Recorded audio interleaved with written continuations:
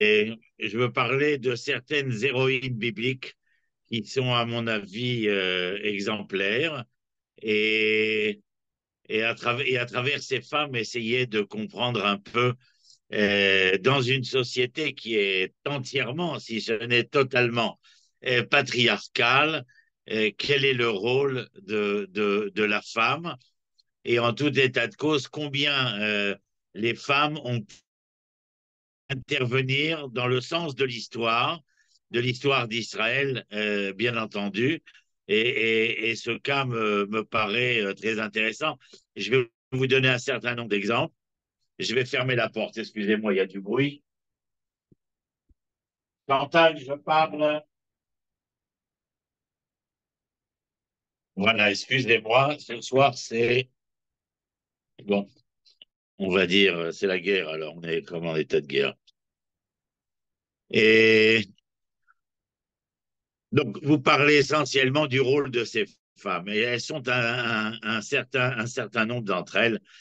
Si on commence comme ça, au hasard, à les prendre une par une, vous vous rappelez peut-être, ou ceux qui connaissent le texte biblique, l'intervention de Sarah auprès d'Abraham, et elle ne pouvait avoir d'enfant.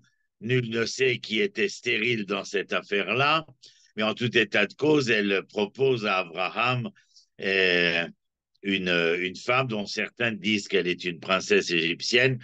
En tout état de cause, il s'avère, bien entendu, que Abraham n'a pas voulu transformer Agar en mère porteuse.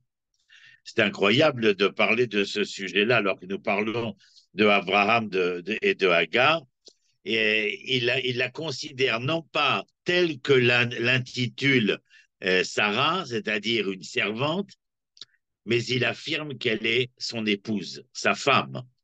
Et Sarah, voyant venir ce qui pouvait advenir, va décider de prendre le taureau par les cornes et de faire en sorte que la lignée abrahamique passe par Yitzhak, le fils qui naîtra d'elle-même, mais en tout état de cause, nullement permettre à ce que Ishmaël grandisse auprès d'Yitzhak et elle va affirmer un certain nombre de choses. Alors, je ne rentre pas dans le débat de savoir comment psychologiquement analyser l'attitude de Sarah. En ce qui me concerne, je pense qu'elle est répréhensible, mais en tout état de cause et a posteriori des événements tels qu'ils nous sont présentés dans le texte biblique, il est certain que concernant le générationnel, euh, elle a eu raison et elle était dans son droit. La manière, donc, est répréhensible à mon avis. D'ailleurs, Abraham se refuse à se séparer de cette femme. Il faudra, selon le texte biblique, l'intervention divine pour que Agar soit, comment dire, expulsée, exilée avec son enfant, non sans obtenir de la part d'Abraham sa bénédiction, certainement son baiser, et aussi, et non des moindres, la bénédiction divine qui sera projetée sur la progéniture de Ishmaël. Il y a quelque chose de beaucoup plus fort encore concernant l'attitude de ces femmes, et même s'il y a une intervention masculine, comme je vais vous le conter maintenant, c'est-à-dire qu'au moment où Sarah va décéder, et à l'enterrement, nous avons l'impression dans le texte biblique que Abraham est seul à cet enterrement ou pour le raison funèbre. Et nous apprenons par la suite que Yitzhak est revenu avec Ishmaël et une femme qui porte un autre nom, mais dont beaucoup pensent qu'il s'agit de Hagar. Et pour quelle raison? Et Yitzhak ferait penser que le deuil qui est celui de son père ne pourrait être d'autant plus consolé qu'il retrouverait sa bien-aimée. Non pas que Sarah était la mal-aimée, mais sa bien-aimée, c'est-à-dire qu'il n'avait jamais accepté l'expulsion euh, qui, qui, euh, qui fut engagée par son épouse défunte. Et vous voyez là, en tout cas, même s'il n'y aura pas un rôle de la part de Hagar et d'Ishmaël concernant la lignée générationnelle de Yitzhak, mais ils reviennent au sein de l'histoire. Et le Ketura, comme on l'appelle, un Keter, c'est une couronne, va venir couronner la vie de Abraham en lui apportant toute une autre descendance, même si Yitzhak reste bien entendu l'élément probant de cette continuité historique. Je veux vous en présenter quelques-unes. Rivka, Rebecca, qui va tout faire, et là aussi de manière répréhensible, dans ses agissements, dans son propos, dans l'entraînement de Yaakov dans des situations scabreuses les unes plus que les autres, afin que celui-ci, comme pour Sarah, eh bien, soit, comment dire, le récipiendaire des bénédictions de l'élément générationnel par lequel la tribu hébraïque se perpétuera. Une autre femme, Abigail, qui fut l'une des femmes de David, mais je dis bien l'une des femmes de David, et cette femme va intervenir lorsque David sera en présence, avant qu'elle ne devienne sa femme. La maison du mari d'Abigail, lui, s'appelle Naval, et d'une certaine manière, fait un affront à David, qui n'est pas encore le roi officiellement d'Israël, mais qui a été oint et intronisé par le prophète Shmuel en remplacement des erreurs de Shaoul face au peuple de Amalek. Eh bien, Abigail convainc David de ne pas être de ce souverain en devenir qui agirait de manière cruelle et assassine. Et elle apporte ici, en tout cas, un élément de valeur et de vertu dont il ne faut pas négliger l'importance. De la même manière, Aksa, qui est la fille de Kalev Ben Yefouné, l'un des seuls qui rentreront en terre d'Israël, alors que l'ensemble de ceux qui sont nés dans le désert, car ceux qui étaient sortis d'Égypte ont tous disparu après la faute des explorateurs. La génération qui est née dans le désert va rentrer. La génération qui est sortie d'Égypte ne rentrera pas en dehors de Caleb Ben Yefouné et de Yehoshua Ben Nun afin de conquérir la terre d'Israël. Mais cette dame-là, Aksa, la fille de Caleb, va réussir à obtenir une énorme dot de son père pour le mariage. Je vous rappelle que nous sommes dans une société patriarcale. Les filles n'héritent pas. Et si les filles n'héritent pas, nous le retrouvons avec l'épopée des 5 filles de Tzolfrad. Il n'a pas de garçon. Et ces 5 filles vont se présenter devant Moshe, revendiquer le droit à l'héritage. Moshe, ne sachant que faire et se retrouvant face à elle, d'une certaine manière, gros gens comme devant, eh bien, va interpeller Dieu et lui demander que faire. Et là, de manière étonnante, en tout cas étonnante pour nous, Dieu dira à Moshe que le décret est ainsi, qu'elles peuvent hériter lorsqu'il n'y a pas de garçon mâle, de mâle qui puissent être les héritiers naturels. Une nouvelle loi entre en vigueur. Et puis il y a un domaine que nous retrouvons de Yann dans l'histoire, c'est que la femme a un avantage absolu. depuis et jusqu'à aujourd'hui. La femme donne la vie et préserve la vie. Et le fait que la femme est porteuse, donc, du devenir, l'homme, si vous le voulez, est le personnage par excellence qui est porteur de l'avenir, c'est-à-dire l'avenir qui servirait d'épithète au verbe avoir.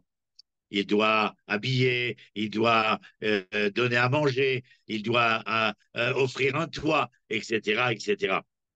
Et donc, dans ce cas-là, il est clair, pardon, je vais éteindre mon téléphone aussi pour ne pas être gêné, il est clair que la femme est donc non pas de l'avenir, mais du devenir, où là, le devenir serait l'épithète du verbe être. Et donc, vous voyez de manière probante ô combien l'élément féminin est ici mis en avant à travers l'ensemble des femmes et aussi de l'importance de venir et de raconter la stérilité de certaines où il est question non pas d'un problème où la femme serait stérile, mais qu'il y a un problème dans le couple, mais généralement, cette femme va se battre bec et ongle pour changer la situation et va y réussir, comment dire, de manière générale. Un exemple, la mère de Shimshon, Samson, le fameux Samson, qui rencontrera Dalila plus tard.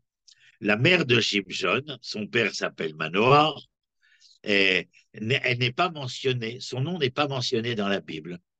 Son mari est dépeint comme faible, mais par contre, est présentée comme une femme intelligente, guerrière, en tout cas emplie d'initiative, et en conséquence de quoi, eh bien, malgré, euh, comment dire, malgré une situation où le père n'est pas le père et la mère ne peut pas être mère, le texte, en venant nous présenter la mère de Shimshon, de la manière dont il nous la présente, fait que, eh bien, non pas que le mari va devenir un héros, non, mais l'histoire inversée va faire que elle va donner naissance à cet homme que nous appelons Shimshon.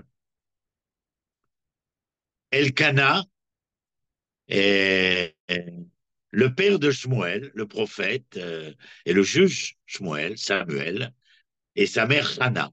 Donc son père et sa mère, c'est Elkana et Hana. Et le mari de Hana lui dit, écoutez mamie, acceptons la situation selon laquelle, et de manière irréversible, vous êtes stérile. Dans le livre de Samuel, qui est divisé en deux, Samuel 1, Samuel 2, ne l'accepte point et va continuer à se battre. Et elle va se battre au point, comment dirais-je, elle va se battre, elle aussi bec et ongle, de la même manière que la mère de Shimshon, mais elle va aller aussi un peu plus loin, pousser le bouchon, si vous voulez, un peu plus loin, en faisant un vœu terrible. C'est-à-dire qu'elle sera prête à faire le vœu où le fils qui viendrait à naître, eh bien, serait consacré au temple auprès d'Élie, et ce fils, eh bien, va finir par arriver, et elle sera dans l'obligation de le consacrer, le fameux Samuel, donc en question, elle le consacrera à Dieu.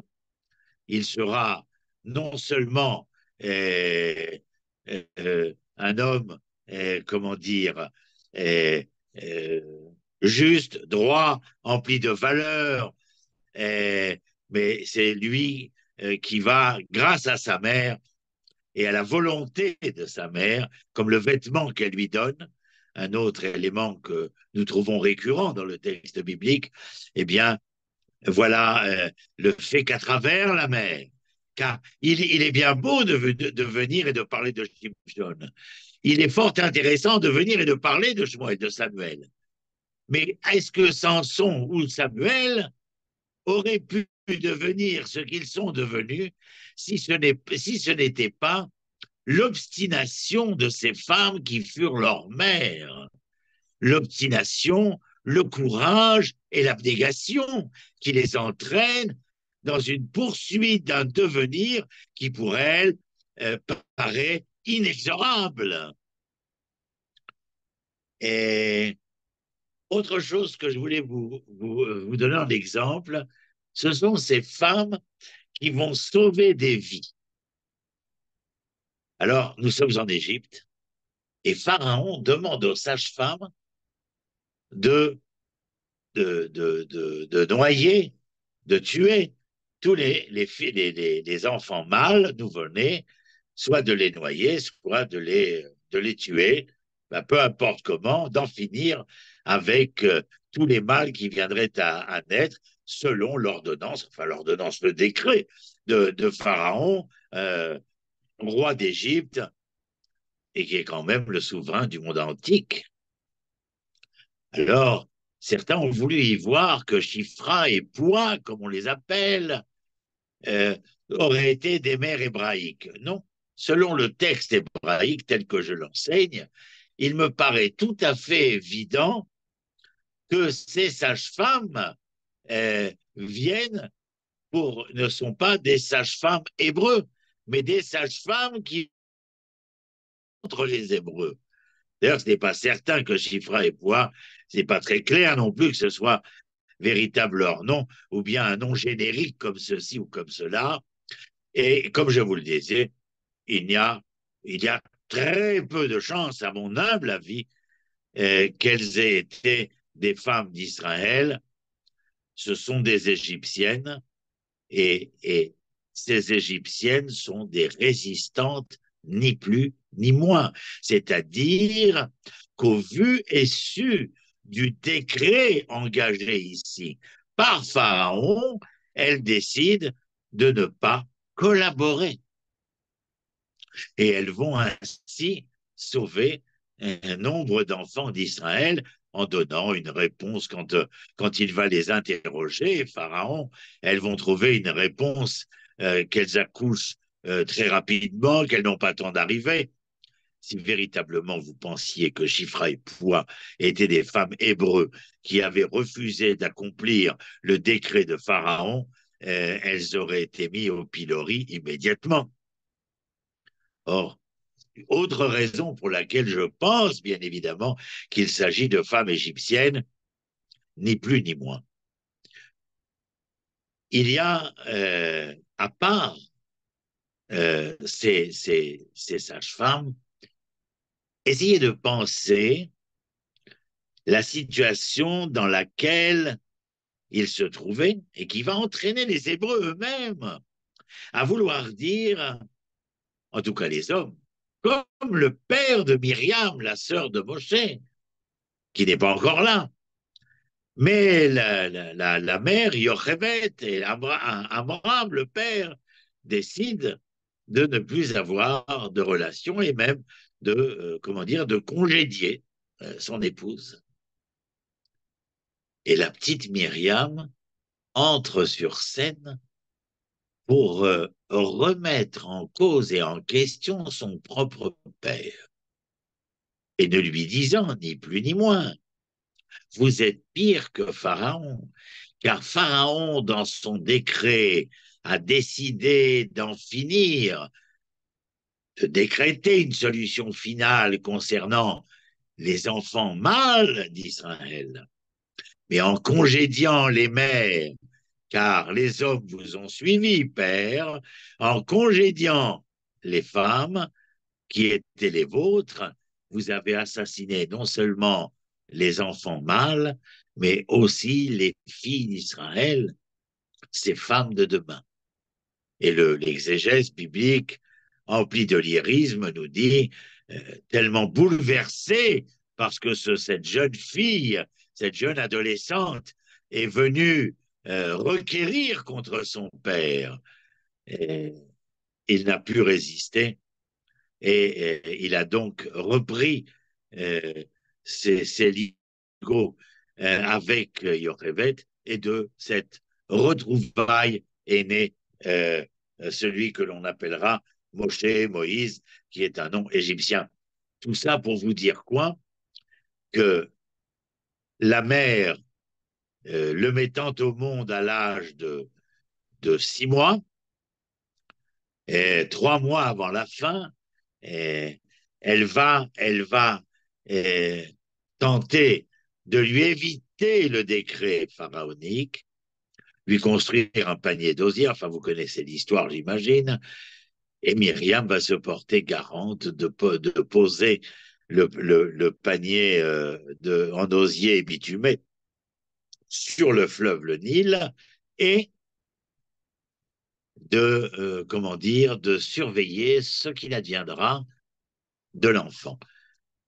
Et vous le savez, ce n'est ni plus ni moins que la fille de Pharaon qui se baigne dans une crique ou un bassin du Nil, qui voit ce panier et le recueille, et avec un regard attendri, un regard empli de miséricorde, car elle a, elle a très bien compris. On l'appelle Bithia. Elle a très bien compris d'où cet enfant venait. Le fait que, au vu et su de tous, elle prend cet enfant et qu'elle veuille le garder, et tout d'un coup apparaît encore une fois cette Myriam. Mais regardez comment ces femmes, là aussi, en dehors de celles dont nous avons parlé jusqu'à cet instant, mais la rencontre entre Myriam et Bithia est absolument extraordinaire, puisque Myriam va proposer donc à Bithia, la princesse égyptienne, de prendre cet enfant, de le faire allaiter par l'une des femmes d'Israël et qu'ensuite elle lui ramènerait. D'ailleurs, après les 3 mois 3 mois ou peut-être plus, jusqu'à ce qu'il soit sevré, en tout cas, et Moïse est ramené au palais pharaonique et c'est Bithia qui va l'élever. C'est donc que ces femmes, par leurs agissements, vont donner un cours à l'histoire que nul n'aurait pu présager, ni même présumer.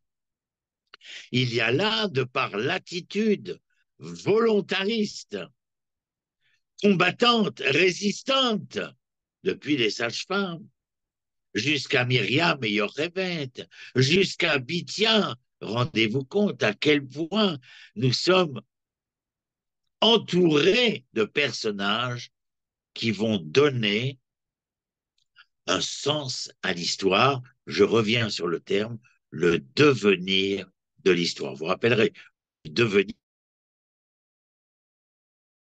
Et en tout état de cause, nous savons ce qu'il adviendra, encore une fois, et lorsque Moïse va grandir. Je passe l'histoire de Moïse quand il rencontre l'Égyptien qui frappe un Hébreu, etc. Peu nous importe maintenant. L'important, c'est que son acte, qui sera répréhensible à ses yeux, et d'autant plus aux yeux de Pharaon, amène Moïse à devoir se sauver. Et lorsqu'il se sauve, il arrive au pays de Midian, et auprès d'un puits qu'on rencontrait souvent dans la Bible, d'ailleurs, vous avez fait attention, et près du puits, eh bien voilà que des femmes sont ennuyées. euh, Apparemment, on pourrait faire un parallèle avec le harcèlement. Voilà. Elles sont harcelées par des bergers. Rien de nouveau sous le soleil. Pas besoin de faire du cinéma pour être harcelé. Et les jeunes filles, les jeunes femmes, les femmes ici, dans le texte biblique, font valoir ô combien elles sont les victimes de cet harcèlement. Moïse va intervenir, ce qui déjà nous montre ô combien son agissement en Égypte pour sauver les Hébreux n'était pas intéressé lorsque le texte dit qu'il a défendu ses frères, mais nous voyons qu'ici, ce ne sont pas ses sœurs et qu'il n'en est pas moins intéressé de rétablir le droit et la justice et de sauver, comme on dirait entre guillemets, la veuve et l'orphelin. Mais ces filles-là vont jouer un rôle absolument extraordinaire. D'abord, en tant que filles de Yitro, elles vont se précipiter chez le père et lui faire savoir qu'elles ont été sauvées en disant ce qu'elles disent. Il est bien clair qu'elles sous-entendent que l'homme qui fut leur sauveteur mérite récompense. Et le père demande à les voir, et elle avait dit, ben, c'est un homme qui est égyptien. Ben oui, il a grandi dans les couloirs et arpenté comment dire, les couloirs du palais pharaonique, ce qui va nous servir, bien entendu, car comme dit un de nos sages au XVIe siècle, si on n'avait pas eu un Moïse qui avait grandi, comment dire, dans les entrailles du régime pharaonique pour apprendre à devenir un prince, avec tout ce que cela veut dire, et nul n'aurait pu faire sortir les enfants d'Israël d'Égypte. Il fallait que ce soit cet homme avec sa stature, sa grandeur, mais aussi sa candeur, à même de pouvoir délivrer les enfants d'Israël. Mais voilà que les filles de Yitro engagent un processus tout à fait intéressant. Et le père, qui veut récompenser cet homme-là, va lui donner l'une de ses filles comme épouse, Tsipora. Et cette même Tsipora, même si l'on a l'impression, d'un point de vue de l'étude biblique, sous-jacente, n'en croyez pas un mot. C'est elle qui fera comme on dit en français, mais la circoncision de ce fils qui n'avait pas été circoncis et qui pouvait coûter cher à Moshe. Et nous voyons, mais il faudra peut-être attendre Winston Churchill pour savoir que derrière chaque grand homme, il y a une grande femme. Mais en tout cas, le texte biblique, depuis tout à l'heure, depuis maintenant 30 minutes que je vous parle, nous l'avons senti et ressenti. Bien entendu que ces femmes étaient des pièces maîtresses, mais maîtresses dans le bon sens du terme, pas dans un sens simplement physique ou sexuel, mais des pièces maîtresses, c'est-à-dire des gens, des personnages à même de donner un nouveau cours à l'histoire tel que nous le voyons depuis tout à l'heure. Et donc, Moshe épousera, comment dire, Tzipora. Myriam aura la carrière qui sera la sienne. Et puis, il y a d'autres femmes dont je pourrais vous parler. Et au moment de la conquête d'Eretz Israël, il y a une femme, j'ai écrit tout un article sur elle. Si vous le voulez, je vous l'enverrai, mais c'est un personnage absolument éminent. Elle s'appelle Rahab. Que fait-elle? C'est une péripatéticienne, une prostituée. Quel est son rôle? Elle tient une maison close. Pourquoi est-ce important? Eh bien, parce que Yahushua, au moment de la conquête, avant la conquête de Jéricho, va envoyer des espions, des explorateurs, en espérant, bien entendu, qu'ils ne ressembleront en rien à comment dire, ces ex-explorateurs qui ont coûté le devenir du peuple sorti d'Égypte, puisque tous disparaîtront dans le désert, du fait qu'ils avaient collaborer à condamner le projet divin et le projet de Moshe, dont la finalité de la sortie d'Égypte était de rentrer en Eretz Israël.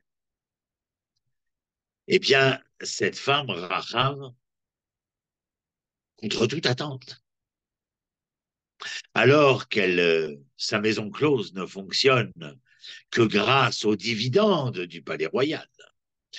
Et vous devinez pourquoi.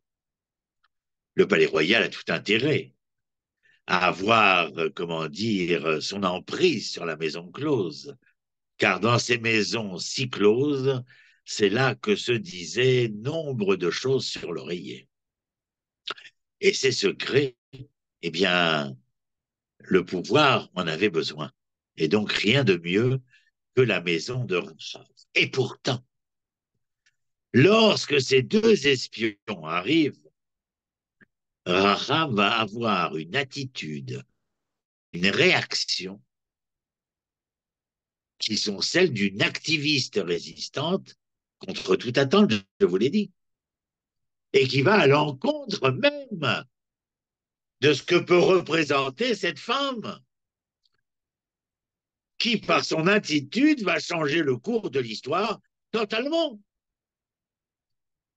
Elle va empêcher, bien entendu, que ces explorateurs soient des victimes, qu'ils soient arrêtés par la police qui vient fouiller la maison, car le bruit a couru que des explorateurs israélites hébreux seraient rentrés à Jéricho, et où les chercher, si ce n'est dans la maison close, mais ils ne les trouvent pas. Tout simplement parce que Raham, du moment où ils sont arrivés, jusqu'au moment où ils sortiront, libres, après avoir fait le rapport que Joshua attendait de leur part concernant la prise de Jéricho, nos deux espions, à la demande de Raham, lui promettront la vie sauve pour elle et sa famille. Non pas qu'ils aient pris l'initiative de cela, mais Raham leur a proposé ce marché en fin de compte, pas parce qu'elle tentait de sauver sa vie, pas parce qu'elle demandait un prix à l'action qui avait été la sienne, mais parce qu'elle fait preuve d'un esprit de famille absolument extraordinaire. Elle veut sauver sa famille, qui sera réunie dans une même pièce où un fil rouge sera mis à la fenêtre afin que ce lieu-là ne soit pas détruit, ne soit pas meurtri et qu'on puisse sauver cette femme et sa famille. Et vous vous rendez compte à quel point cet agissement-là, qui nous paraît à chacun de nous, repensons aux sages-femmes. Essayons d'imaginer, il y a 80 ans, que des femmes allemandes aient agi de cette manière-là. Essayons d'imaginer. Et nous voyons à quel point dans des situations qui sont des plus précaires, qui les engagent devant une adversité sans nom, nous voyons des individus. Mais ici, ce sont des femmes dans une épopée biblique qui vont faire preuve ineffable de courage et d'abnégation, non pas simplement comme un haut fait d'armes où il faudrait les décorer pour cela, non point, mais comme ayant engagé et réengagé et donné un sens à l'histoire d'Israël. Inoubliable. J'ai encore quelques minutes et je ne peux pas, bien entendu, oublier une autre de ces égéries. Je veux parler de Esther. Esther qui, à la cour de Assuérus, va jouer un rôle prépondérant. Et vous savez quel est le prix qu'elle devra payer. Le prix qu'elle devra payer est bien entendu celui de se retrouver dans une situation où elle est non pas en son âme et conscience engagée, mais comprenez-moi bien, corps et âme engagés. Corps et âme engagés. Et c'est à ce prix-là, et seulement à ce prix-là, qu'elle va essayer de confondre et de pourfendre le fallacieux Aman, père de ce premier décret de solution finale après Pharaon, mais là, véritablement final, donc de ce premier décret de solution finale concernant les Hébreux, les Judéens de cette époque. Et elle va, par ses agissements, par sa manière de pas politiquement correcte,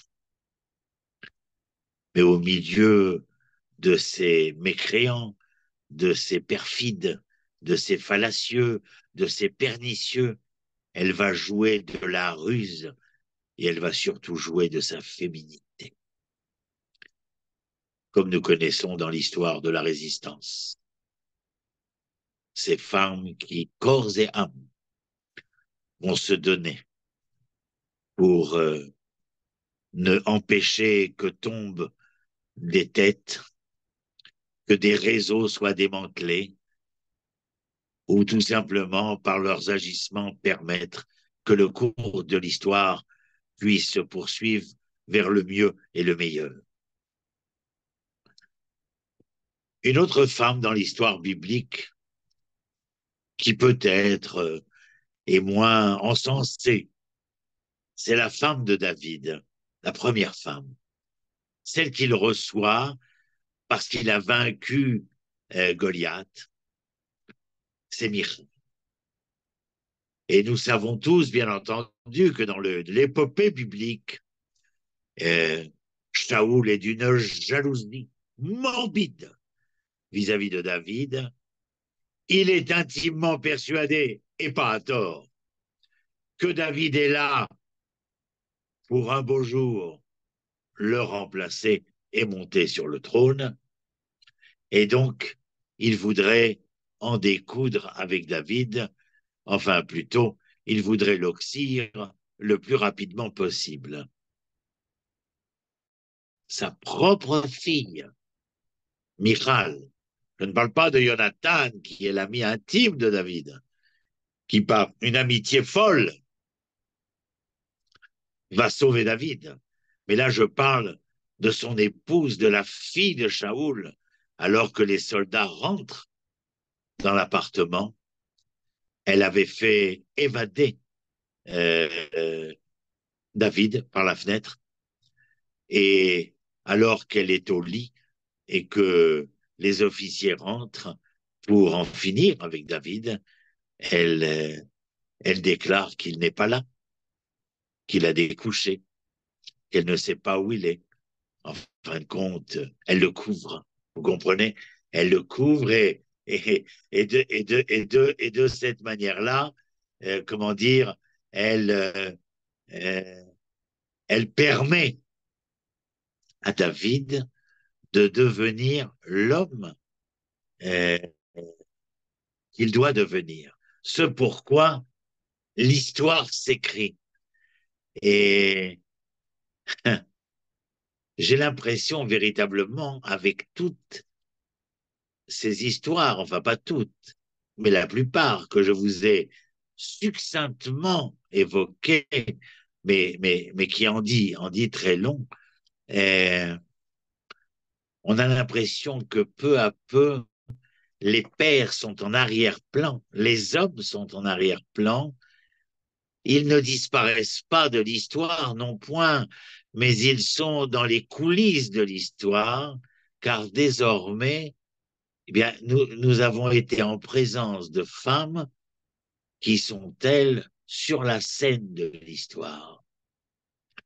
Et, et bien évidemment, cela nous laisse pantois, si ce n'est quoi, parce que nous avons conscience que la société biblique telle qu'elle nous est contée est une société patriarcale et qu'en ayant la capacité de pénétrer le texte et d'essayer de l'élaguer, ou si vous voulez d'une certaine manière, si les lettres sont noires et les pages sont blanches, alors cela me permet de lire les blancs qui sont entre les noirs et de découvrir là nombre d'histoires dont je vous ai entretenu, entre autres, mais qui sont significatives.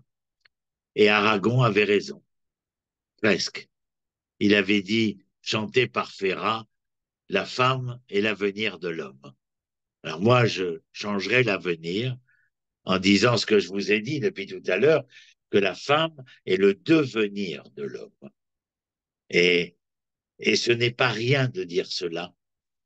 Et nous ne le savons pas simplement parce que elles sont celles qui mettent au monde, celles qui assurent ce transgénérationnel-là, qui donnent la vie, bien évidemment, et qui donnent la vie parce qu'elles sont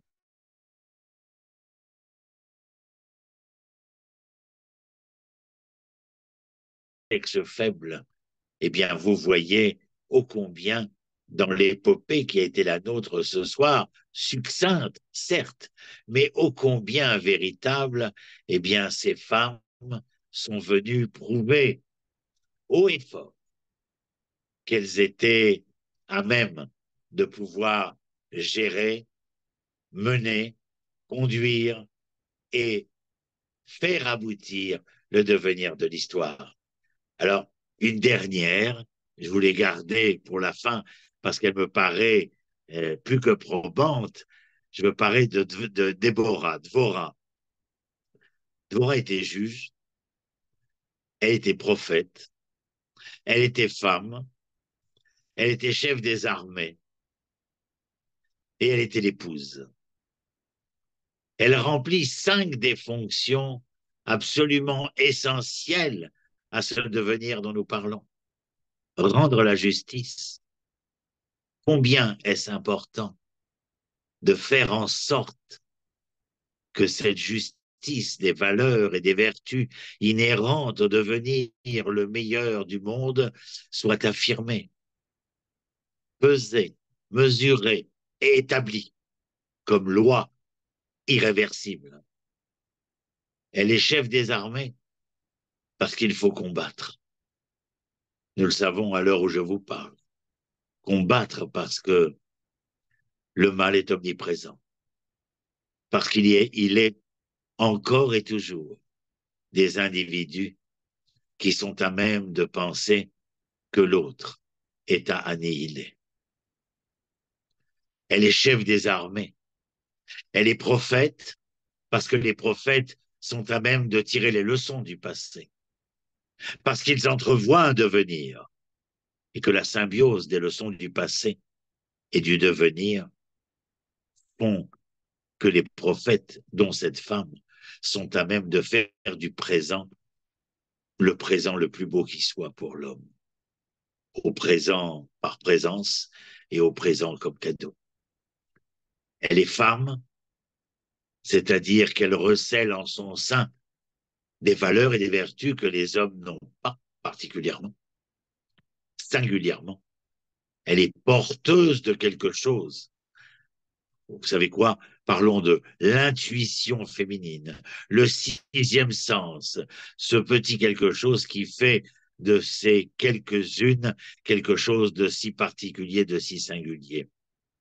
Et puis elle est l'épouse, c'est-à-dire qu'elle est celle qui, de manière conjugale, va permettre à l'humanité de continuer de se conjuguer au mieux et au meilleur.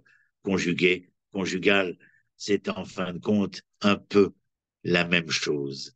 C'est la même racine. Alors, à travers Dvorah, que j'ai gardé pour la fin, vous voyez cette prophétesse, vous voyez cette juge, pas simplement guerrière, à tel point que son nom m'échappe maintenant, mais il me reviendra certainement une fois qu'on aura terminé de parler. Et son général, j'arrive pas à me rappeler, lui dit, si vous ne sortez pas en guerre avec moi, je ne partirai pas.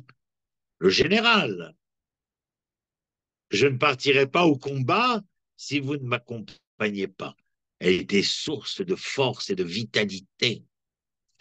Et puis femme et épouse que j'ai expliqué il y a un instant et qui nous fait comprendre ô combien cette femme était la femme avec l'article défini là qui venait d'une certaine manière être symbolique, égérie symbolique, constitutive, mais révélatrice de ce qu'en sorte j'essayais de vous faire passer ce soir.